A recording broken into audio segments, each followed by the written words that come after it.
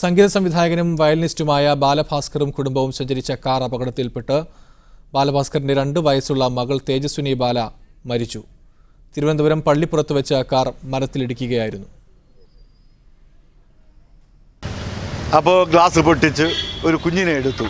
ഞങ്ങളുടെ ഹൈവേ വണ്ടി തന്നെ അനന്തപുരിയിലെത്തിച്ചു. അവിടെ എത്തിയപ്പോൾ കുട്ടി മരണപ്പെട്ടതായിട്ടാണ് ഡോക്ടറെ അറിയിച്ചത്. അപ്പോൾ അവിടെ വെച്ചാണ് പിന്നെ അറിയുന്നത് വയലിനിസ്റ്റ് ബാലഭാസ്കറാണ് കുടുംബമാണ് സഞ്ചരിച്ചിരുന്നതെന്ന് അറിഞ്ഞു. വിശദാംശങ്ങൾ മുഹമ്മദ് അസ്ലം നൽകും തിരുവനന്തപുരത്ത് നിന്ന്. അസ്ലം, എപ്പോഴാണ് അപകടമുണ്ടായത്? മകളുടെ മരണവിവരം എപ്പോഴാണ് സ്ഥിരീകരിച്ചത്? രാവിലെ 8 മണിയോടെയാണ് അപകടം എന്നാണ് നമുക്ക് ലഭിക്കുന്ന വിവരം. തൃശ്ശൂര് വടക്കുന്ന ക്ഷേത്രം ദർശനം കഴിഞ്ഞ് വരികയായിരുന്നു. കുട്ടിയുടെ ഒരു ചടങ്ങുമായി ബന്ധപ്പെട്ടാണ് അവർ കുടുംബം അങ്ങോട്ട് പോയത്.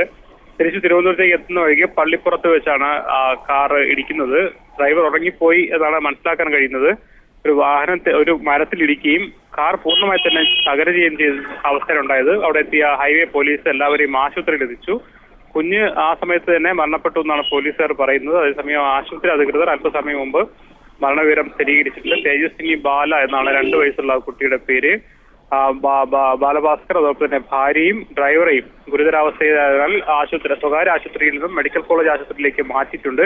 3 പേരും ICUവിലാണ്. 3 പേരുടെ അപകടനില തരണം ചെയ്തിട്ടില്ല. ബന്ധുക്കളെല്ലാം ഇപ്പോൾ ആശുപത്രിയിൽ എത്തിയിട്ടേ ഉള്ളൂ.